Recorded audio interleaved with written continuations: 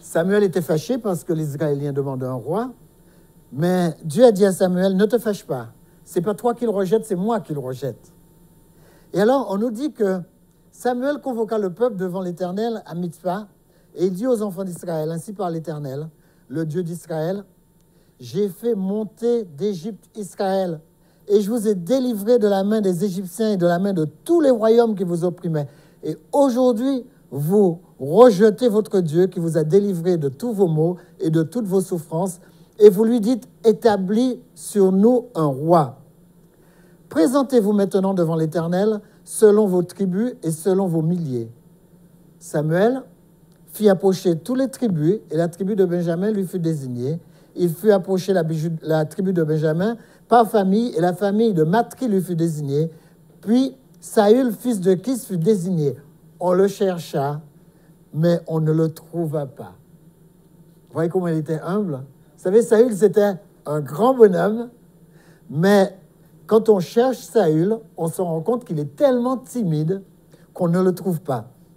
Il a fallu consulter l'Éternel. On consulta de nouveau l'Éternel. Y a-t-il encore un homme qui soit venu ici? Et l'Éternel dit, voici, il est caché vers les bagages.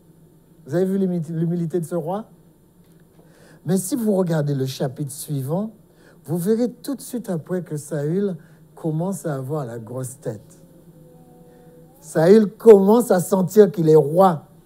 Il prend un bœuf, il coupe le bœuf en morceaux et il envoie ce morceau à chaque tribu d'Israël et il leur dit, si vous ne descendez pas pour faire la guerre avec moi, eh bien, c'est ce que je vais faire à tous vos animaux. Et alors le peuple se réunit derrière Saül. Et on va faire un petit tour en 1 Samuel, chapitre 13. On voit que chaque fois qu'un être humain en général prend une position de pouvoir, tout de suite, il a la grosse tête, pas vrai? Eh bien, regardez ce qui va se passer. Quelque temps plus tard, on retrouve Saül, 1 Samuel, chapitre 13, à partir du verset 5. Les Philistins s'assemblèrent pour combattre Israël. Ils avaient 1000 chars et 6000 cavaliers, et ce peuple était innombrable comme le sable qui est au bord de la mer. Ils vinrent camper à Micmac, à l'orient de Beth-Aven. Les hommes d'Israël se virent à l'extrémité car ils étaient serrés de près, et ils se cachèrent dans les cavernes. Qu'est-ce qui se passe avec son peuple? Le peuple commence à avoir peur. Ils se cachèrent dans les cavernes, ils se cachèrent dans les rochers, dans les buissons, dans les tours, dans les citernes. Il y eut aussi des Hébreux qui passèrent le Jourdain pour aller au pays de Gad et le pays de Galaad. Saül était encore à Gilgal et tout le peuple qui se trouvait auprès de lui tremblait. Il attendit 7 jours. Et quand les 7 jours sont passés, Samuel n'arrivait pas à Gilgal et le peuple se dispersait loin de Saül. Alors Saül dit, amenez-moi l'holocauste et les sacrifices d'action de grâce. Et Saül, sans être prêtre, sans être prophète, il a fait le sacrifice.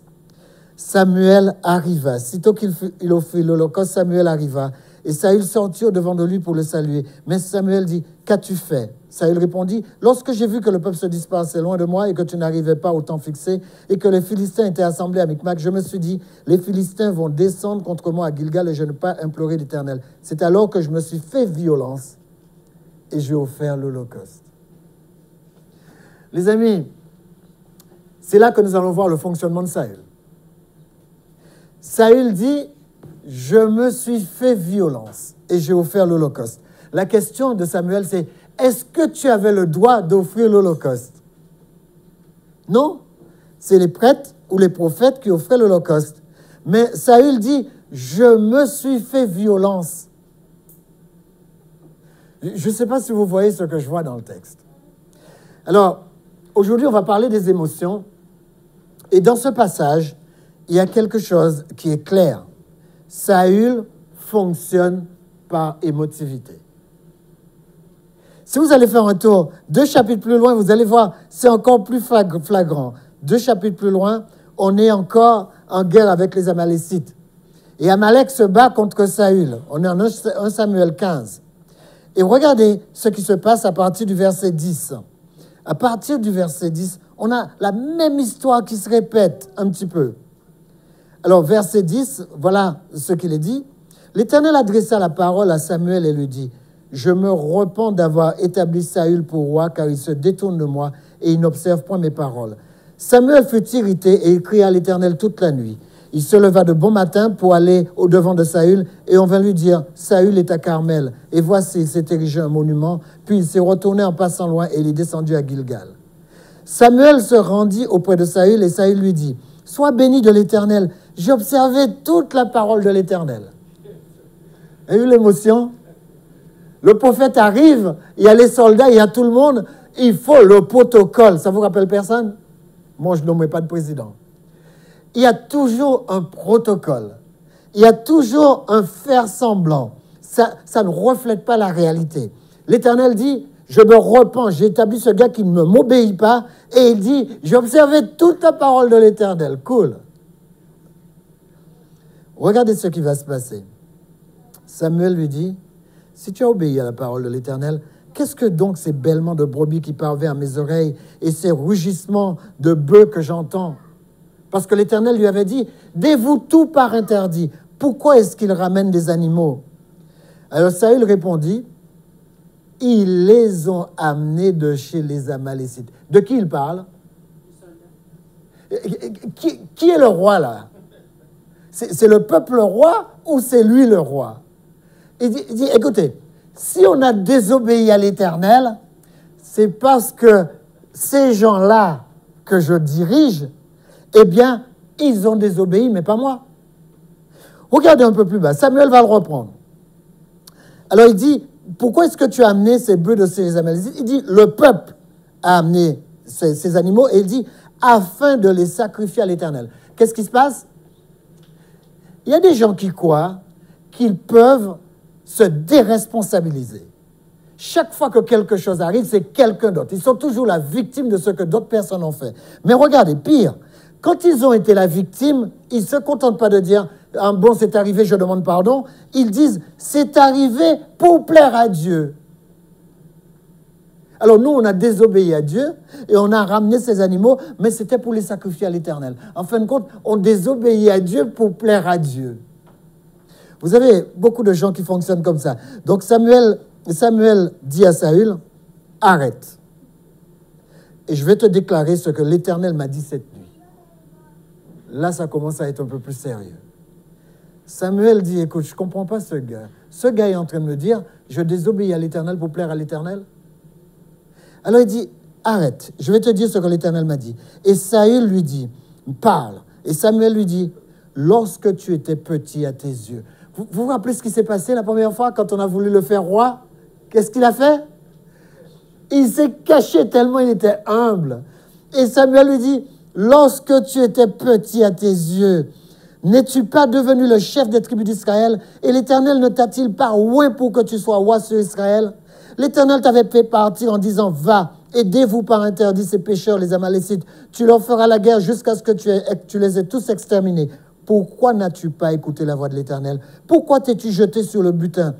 Samuel a bien compris. Samuel ne dit pas pourquoi le peuple s'est jeté sur le butin. Il dit, pourquoi tu t'es jeté sur le butin? Et as-tu fait ce qui est mal aux yeux de l'Éternel? Et Saül répondit à Samuel, j'ai bien écouté la voix de l'Éternel, moi, et j'ai suivi le chemin par lequel m'envoyait l'Éternel. J'ai amené Agag, roi d'Amélec, je l'ai dévoué par interdit, les Amalécites aussi. Mais le peuple, encore le peuple. Mais le peuple a bon dos, hein? Le peuple a pris sous le butin des brebis et des bœufs comme prémisse de ce qui devait être dévoué afin de les sacrifier à l'Éternel, ton Dieu. Vous avez vu ce qu'il dit? Il ne dit pas afin de le sacrifier à l'Éternel, notre Dieu. Il dit afin de le sacrifier à l'Éternel, ton Dieu, qu'il dit à Saül. Donc, c'est plus son Dieu. Et Samuel lui dit, l'Éternel trouve-t-il du plaisir dans les holocaustes et les sacrifices, comme dans l'obéissance à la voix de l'Éternel? Voici, l'obéissance vaut mieux que les sacrifices, et l'observation de sa parole vaut mieux que la graisse des béliers. Car la désobéissance est aussi coupable que la divination, et la résistance ne l'est pas moins que l'idolâtrie et le téraphim. Puisque tu as rejeté la parole de l'Éternel, l'Éternel te rejette comme moi. Alors Saül dit à Samuel, j'ai péché. Vous avez vu, il faut aller jusqu'à la sanction, à la grande sanction pour qu'il reconnaisse. Il ne dit plus le peuple a péché, il dit j'ai péché. Alors on s'est posé la question, est-ce qu'il dit ça parce qu'il veut échapper à la sentence ou est-ce qu'il dit ça parce qu'il se repent sérieusement? On va voir ça à la suite du texte. J'ai péché car j'ai transgressé l'ordre de l'Éternel et je n'ai pas obéi à tes paroles. Je craignais le peuple et j'ai écouté sa voix. Enfin, on a compris ce qui s'est passé. Le menteur. Il essaie de jouer la victime, il essaie de jouer sous les émotions simplement parce qu'il a eu peur, il l'avoue. Maintenant, je te prie, pardonne mon péché, reviens avec moi et je me prosternerai devant l'Éternel. Samuel dit à Saül, je ne retournerai point avec toi, car tu as rejeté la parole de l'Éternel, et l'Éternel te rejette, afin que tu ne sois plus roi sur Israël. Et comme Samuel se tournait pour s'en aller, Saül le saisit par le pan de son manteau, et ce qui se déchira. Samuel lui dit, l'Éternel déchire aujourd'hui de dessus toi la royauté d'Israël, et il la donne à un autre qui est meilleur que toi. Celui qui est la force d'Israël ne ment point et ne se repent point, car il n'est pas un homme pour se repentir. Saül dit, j'ai péché. Et regarde ce qu'il dit. Écoutez bien ce qu'il dit. J'ai péché, maintenant je te prie, honore-moi en présence des anciens. Qu'est-ce qui intéresse ce gars? Le show, le protocole. Écoute, on a eu tout notre petit embrouille avec l'Éternel, mais viens, présente-toi devant les anciens avec moi. Donne-moi encore de l'honneur, donne-moi de la notoriété. Il y a plein de gens qui ne voient pas quand ils tombent. Ils ne voient pas quand ils tombent parce que la seule chose qui les intéresse, c'est de garder un poste, de garder un pouvoir. Et il dit, Samuel retourna et suivit Saül, et Saül se prosterna devant l'Éternel. Puis Samuel dit, amenez-moi le roi Gog. Et on revient à cette histoire. On va essayer de comprendre tout ça. Soyez avec moi, vous avez le texte en tête. Quel est le plus mauvais fonctionnement qu'on ait jamais vu? Des gens qui fonctionnent selon leur émotivité. Ce sont des gens qui croient que parce qu'ils pleurent, ils vont gagner. Ou parce qu'ils sont tristes. Vous n'avez jamais vu ça? Des gens qui vous font quelque chose et après ils mettent leur air triste. Boum! Ils sont tristes. Dès qu'ils sont tristes comme ça, ils croient qu'ils ont gagné. Il y a des gens qui, parce qu'ils n'arrivent pas à faire passer une chose, qu'est-ce qu'ils font? Eh bien, ils entrent dans la colère. Ils entrent dans la colère parce que pour eux, quand ils se mettent en colère, eh bien, les autres vont baisser les chines. Il y a des gens qui utilisent ça aussi d'une autre manière. Il y a des gens qui vous manipulent aussi et vous manipulent dans l'affection, dans l'amour. Très forts manipulateurs dans l'amour. Ils arrivent à vous dire juste les mots qu'il faut quand ils voient que ça ne va pas. Mais ils arrivent à vous manipuler quand même. Ces gens jouent avec l'émotivité. Et voilà, l'émotivité qu'on utilise, je l'ai dit, c'est souvent la tristesse. C'est souvent l'amour. Il y a même des gens qui manipulent avec des blagues. Ils sont tout le temps dans ils essaient d'avoir un pseudo-joie, si on peut s'exprimer ainsi, une pseudo-joie, mais ils manipulent aussi beaucoup par la colère. Il suffit que la personne se mette en colère pour que vous compreniez, vous calmiez le jeu et il croit qu'il a gagné. Mais ça, l'émotivité est mauvais pour prendre une décision. Toutes les décisions que vous prenez dans votre vie en utilisant votre émotivité est manipulatrice. Je me rappelle une jeune femme que je connaissais bien, et chaque fois qu'elle voulait quelque chose de son mari, elle faisait toujours ce qu'il ne fallait pas. Et quand son mari se mettait en colère, elle se mettait à pleurer. Et le mari venait la voir en lui disant, mais écoute chérie, d'accord, je regrette d'avoir dit ça, parce qu'il n'aimait pas quand sa femme se mette dans cet état, parce qu'elle pleurait vraiment, mais avec de grosses larmes. Et pour se faire pardonner, elle lui disait toujours, tu as vu la robe qui est dans tel magasin? Eh bien, si tu veux te faire pardonner, il faut me l'acheter. Elle trouvait toujours, dès qu'elle avait besoin de quelque chose, elle trouvait un problème avec son mari pour le manipuler et faire en sorte qu'il l'achète. Donc, elle utilisait l'émotivité. Mais quand vous prenez la décision de fonctionner selon l'émotivité, il faut être prêt aussi à payer les conséquences. Je vous assure, tous les gens qui fonctionnent par émotivité pour prendre une décision, ils finissent toujours dans un mal-être. Quand vous voyez les symptômes de quelque chose qui ne va pas chez quelqu'un, il faut avoir le courage pour prendre du recul et puis en discuter avec lui. Quand une personne est manipulateur, quand une personne est manipulatrice, il faut absolument que vous arriviez à prendre du recul, vous détacher pour pouvoir faire attention à ce qui se passe. J'ai rencontré une jeune fille aux Antilles et elle écoutera ce culte. Je crois que je ne la blesse pas en donnant son exemple. Elle est venue me voir l'été dernier et puis elle m'a dit, Lambert, j'ai vécu 25 ans avec un homme que je ne connaissais pas. Elle me dit, voilà comment cet homme fonctionne. Et cet homme était en train de me détruire et je ne le voyais pas jusqu'au jour où quelqu'un me l'a dit. Il m'a dit, votre mari est malade de telle chose, de telle chose. Il faut absolument faire soigner votre mari. Et comme son mari ne reconnaissait pas la maladie, elle a dû prendre la décision ultime de le quitter parce qu'elle a reconnu que ce que la personne disait était vrai. Et elle, comme elle m'a dit, Lambert, j'ai beaucoup étudié ce qu'il vivait. Et je me suis rendu compte à quel point c'était un cauchemar pour ma vie, mais je ne me rendais pas compte parce que j'étais imbriqué dedans.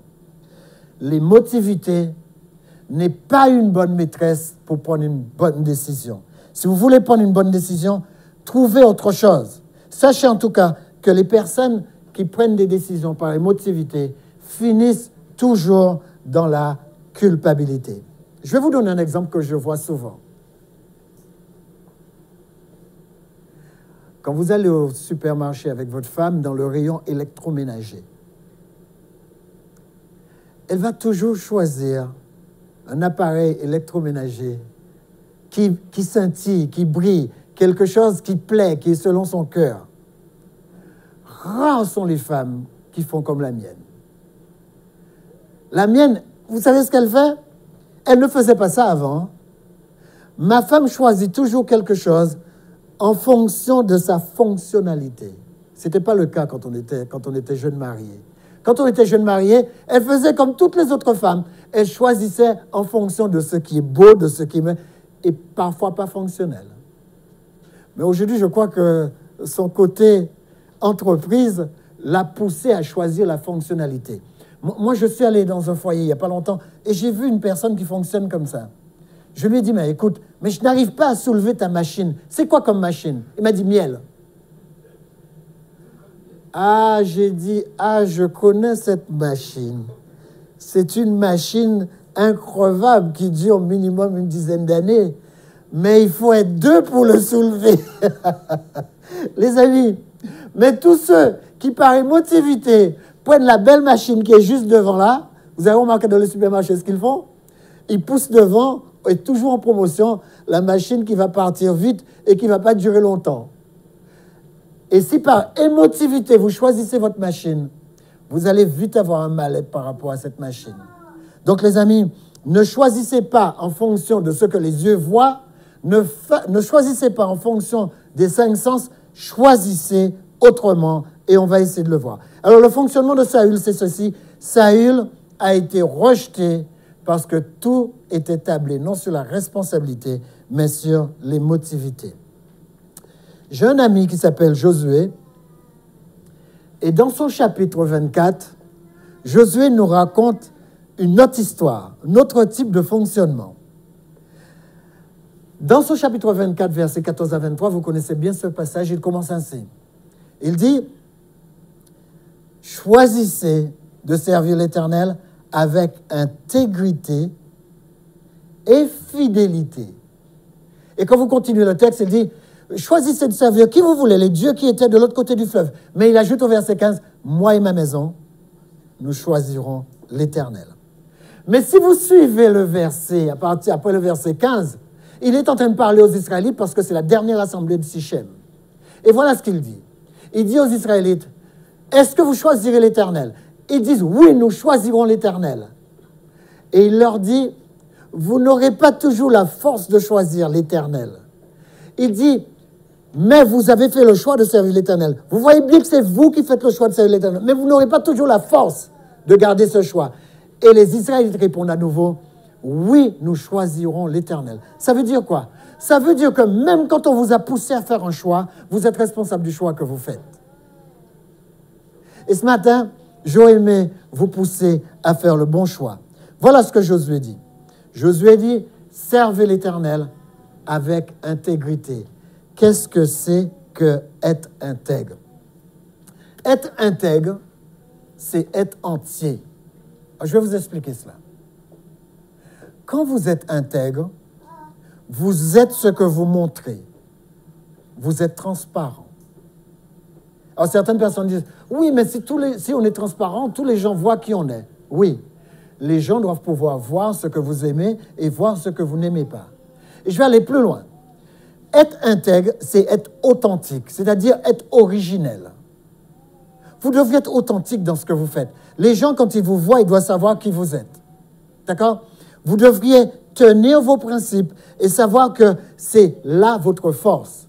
Si vous tenez vos principes, quelles que soient les situations où vous êtes, eh bien, vous aurez le fonctionnement de Josué. Mais être entier, c'est être aussi autre chose. Être entier, c'est être entièrement ce que je dis. Quand vous dites quelque chose, vous l'êtes. Vous ne pouvez pas dire quelque chose que vous n'êtes pas. Parce que ce n'est pas un faux semblant. Vous êtes totalement ce que vous êtes. Les amis, être entier, ce n'est pas seulement être ce que vous dites, mais c'est aussi être ce que vous faites. Les gens ne peuvent pas vous voir voler dans un magasin et dire « Oh, c'est la première fois qu'elle a volé » ou « C'est la première fois qu'il a volé dans ce magasin ». Non, les gens ne vous connaissent pas. Dès que les gens voient ce que vous faites, les gens vous personnifient par rapport à ce que vous faites, même si c'est la première fois que vous le faites. Qui sait? Mais être entier, ce n'est pas seulement être ce que je dis et être ce que je fais, c'est être ce que je suis. Si vous pensez quelque chose, vous l'êtes. Si vous ressentez quelque chose et que vous vivez quelque chose que vous ressentez, vous l'êtes. Si vous choisissez de faire quelque chose, dès que vous avez pris la décision, vous l'êtes. Les amis, vous ne pouvez pas être intègre sans que ce soit un choix. C'est impossible.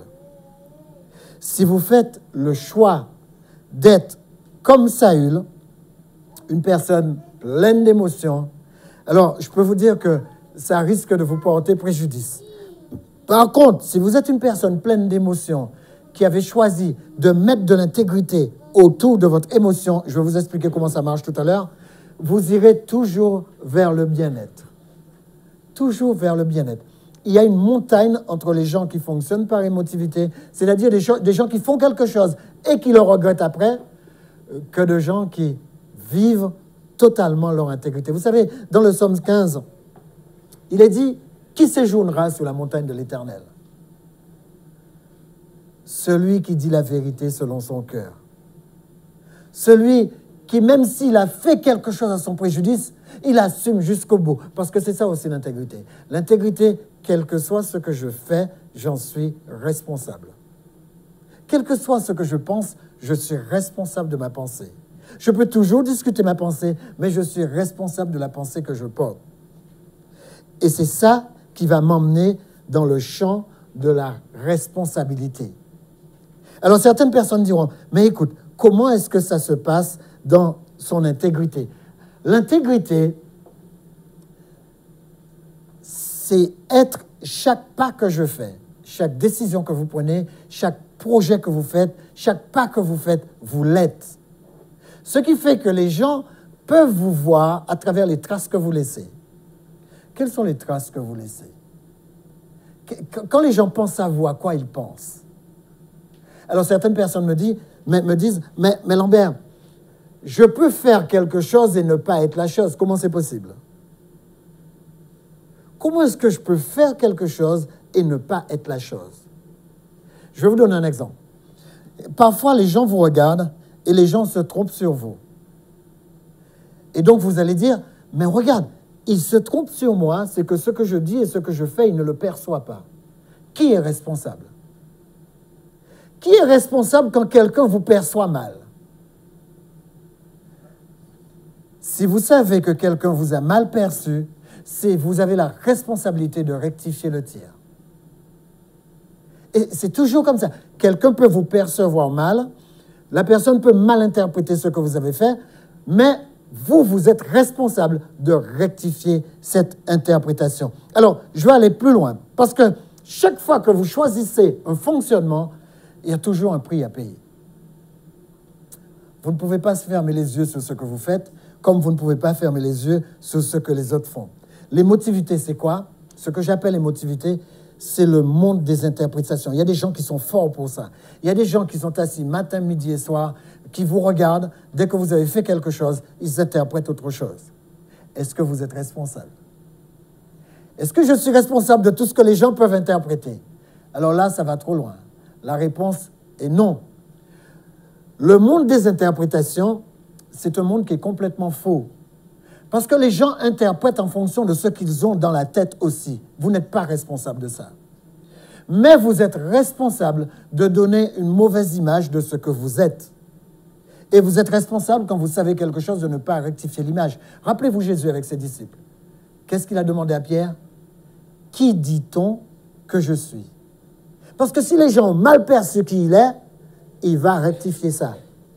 Qui dit-on que je suis? Donc, inquiétez-vous de ce que les gens disent de vous et sachez dans quel contexte les gens le disent. Si les gens sont mal intentionnés, s'ils ne sont pas mal intentionnés, c'est vous à prendre la responsabilité de le savoir et de savoir quelles sont les mesures que vous allez prendre. L'émotivité, la personne qui fonctionne par émotivité, c'est une personne qui se laisse diriger donc par les émotions. Voilà ce que nous pourrons dire en premier. L'émotivité, c'est donc le monde des interprétations. Vous n'avez pas à vivre dans ce monde. Et je vous assure, je suis sûr que 80% de la population vivent par rapport à leurs émotions. Les gens qui sont forts contrôlent leurs émotions. Si vous voulez être parmi ceux qui dirigent leur vie, contrôlez vos émotions. Vous ne pouvez pas laisser la colère devenir votre maîtresse. Vous ne pouvez pas laisser la tristesse devenir votre maîtresse. Il y a des gens, on dirait qu'ils sont tristes de janvier à décembre. Ils sont nés tristes et ils repartiront tristes. Pour moi, quand on a vécu toute sa vie triste, on a gâché sa vie. Mais il y a une autre catégorie de personnes. Des gens qui utilisent la colère comme si de rien n'était. Ils utilisent la colère pour la colère. D'accord? Donc, cette catégorie de personnes, eux aussi, méritent d'être soignées, pas seulement les personnes tristes, mais il y a aussi les personnes qui sont encore plus forts. Il y a des gens qui vous manipulent dans la joie. Ils vous manipulent. Ce sont des gens, ils ont toujours une histoire à raconter. Ils ont toujours quelque chose à faire rire. Surtout quand ils veulent faire rire pour que vous oubliez réellement ce qu'ils sont en train de faire.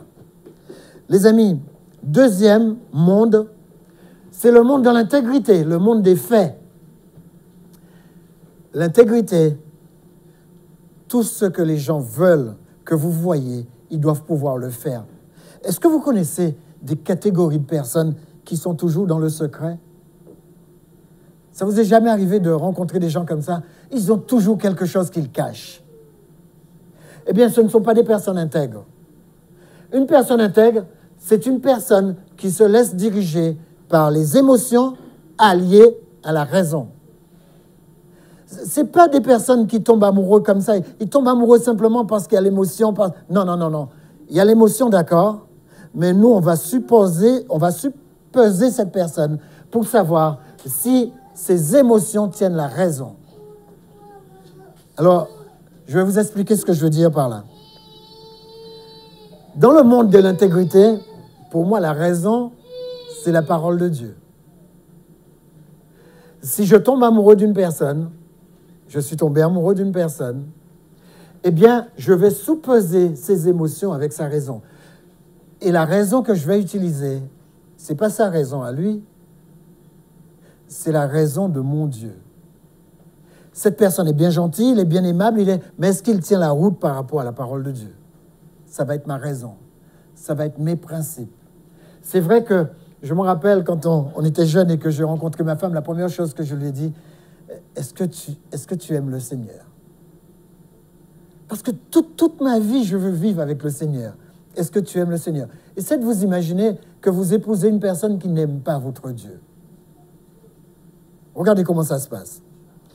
Les amis, 2 Chroniques, chapitre 19, verset 9, nous dit « Et voici les ordres qu'il leur donna.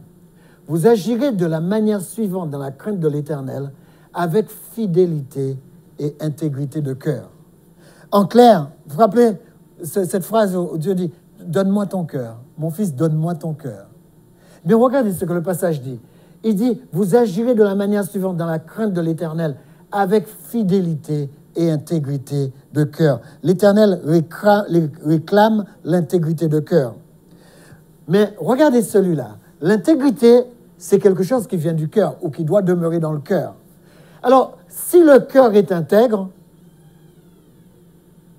où s'est installée cette intégrité? Dans la pensée. C'est-à-dire que vous ne pourrez plus faire une transaction malhonnête. Même quand la boulangère vous remet trop de monnaie, vous ne pouvez pas, c'est contraire à votre manière d'être. Parce que l'intégrité est installée dans votre pensée. Et quand vous prenez des décisions, vous savez, c'est les sentiments qui nous posent. Si on se sent bien, on prendra la décision. Ce sont les sentiments dans notre âme qui nous poussent à prendre des décisions. Et si l'intégrité se vit dans vos sentiments, vous prendrez toujours de bonnes décisions. Il y a des gens qui me posent toujours la question, mais comment on fait pour prendre de bonnes décisions? C'est simple. Ayez des principes. Installez les principes dans votre pensée. Ensuite, vos sentiments vont aimer ces principes. Et les sentiments, comme c'est eux qui permettent de prendre les décisions, les sentiments vont vous permettre de prendre toujours des sentiments de manière intègre vis-à-vis des principes que vous avez choisis. Troisièmement, sachez que votre décision est appliquée par votre volonté. Votre volonté, c'est votre faculté à prendre des décisions. Rappelez-vous toujours ces 3 éléments. Ces 3 éléments, c'est le cœur. Le cœur ou l'âme, c'est la pensée, les sentiments et la volonté. Et si vous tournez bien, alors certaines personnes m'ont dit, oui, mais Lambert, comme nous, on est influencés par nos 5 sens pour avoir nos pensées, des fois, on a des pensées qu'on ne voudrait pas. Si vos 5 sens sont bridés par des principes, les choses que vous n'aimez pas sont contre vos principes. Je reprends. Si vos 5 sens sont bridés par vos principes, les choses que vous n'aimez pas vont se soumettre à vos principes. Les amis, le cœur brisé, tout le monde peut avoir ça. On se rend compte que quand on vient à Christ, nos cœurs sont touchés. La seule personne capable de nous donner un changement total, c'est Christ. Personne ne va bander votre cœur. Ça n'existe pas. Il n'y a pas de médication humaine pour des blessures de cœur. Par contre, il y a une médication spirituelle pour toute blessure, que ce soit une blessure morale, que ce soit une blessure, mais quelle que soit la blessure que vous avez dans vos sentiments, dans votre pensée, dans votre volonté, Christ peut y remédier. Et la Bible nous dit que ces blessures, Christ peut le remédier avec sa parole. Et voilà ce qu'il dit pour y remédier. Si vous voulez y remédier, mon fils, donne-moi ta pensée. Mon fils, donne-moi tes sentiments. Mon fils, donne-moi ta volonté. C'est facile. Un homme est fonction de sa pensée. L'apôtre Paul dit, maintenant regardez, les seules choses qui demeurent, les seules choses que nous devons avoir à notre pensée, ce sont des choses nobles, des choses qui méritent l'approbation, des choses qui sont honorables, des choses qui sont dignes de louange. Dès que vous avez mis ça dans vos pensées appartiennent à Dieu. Faites-le simplement comme ça. Choisissez des choses vertueuses, des choses dignes de louange, des choses honorables, des choses qui méritent l'approbation. Dès que vous avez choisi ça, vos pensées sont dignes des pensées de Dieu. Je vous assure. Et une fois que vous faites ça, vos sentiments suivent vos pensées. Vous pouvez rejeter les pensées que vous voulez. C'est le seul pouvoir que l'homme a. Le Saint-Esprit ne peut pas rejeter vos pensées. Vous seul pouvez rejeter vos pensées. Donc, une fois que vous avez ces pensées, vous allez voir que vos sentiments vont commencer à adopter ces pensées. C'est ça la puissance de l'âme. Ils vont adopter vos pensées. Si vous ne faites pas ça, votre esprit va être converti, mais jamais votre âme. Je répète, même si votre esprit est converti, si vous ne changez pas vos pensées, votre âme ne sera jamais convertie. Vous ne pourrez pas adopter les mêmes choses que vous faisiez quand votre esprit n'avait pas changé. Adoptez des choses que votre esprit aime. Rappelez-vous ce que la Bible dit? La Bible dit que la chair a des choses contraires à l'esprit. Vous ne pouvez pas être un être spirituel et faire les choses que réclame votre chair. Qu'est-ce que réclame la chair? La chair réclame tout ce que vous entendez à la télévision.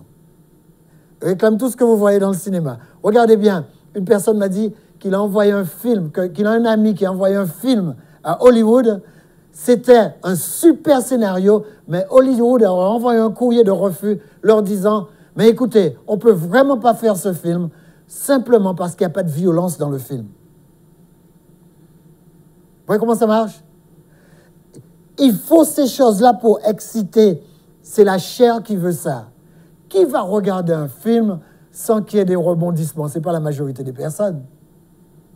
Les amis, il faut une pensée purifiée, une pensée neuve. Dites-vous, j'ai besoin d'une pensée neuve, des choses qui méritent l'approbation. Et si vous êtes capable de faire ça, la Bible nous dit que Dieu vient de prendre dans ses mains votre cœur. Mon fils, donne-moi ton cœur. Ou encore, mon fils, donne-moi ta pensée, tes sentiments et ta volonté. Et que tes yeux se plaisent dans mes voies. La conversion, c'est quoi? La conversion, c'est passer d'un état premier à un état second ou un état spirituel. Il n'y a pas de troisième état. Vous avez bien vu, j'ai dit un état second. On dit second en général quand il n'y a rien après. Quand il y a quelque chose après, on dit première, deuxième. On ne dit pas second, on dit deuxième. Mais en ce qui concerne la transformation, il n'y a que deux états. C'est pourquoi on dit premier état et état second. L'état second, c'est la spiritualité, le changement que Dieu veut nous donner. Et quand Dieu nous donne ce changement, voilà ce qu'il déclare. Il déclare que celui qui marche dans l'intégrité marche avec assurance. Vous voulez avoir de l'assurance dans votre vie?